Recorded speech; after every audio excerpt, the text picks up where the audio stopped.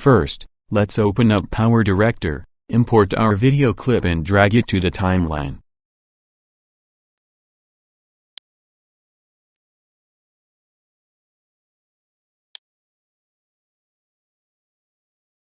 From the top, select Produce.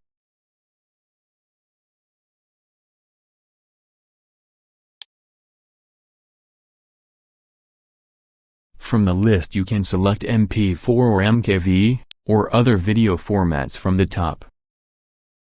Below you can select resolution and quality and bitrate. Under Export folder, select where to save your video.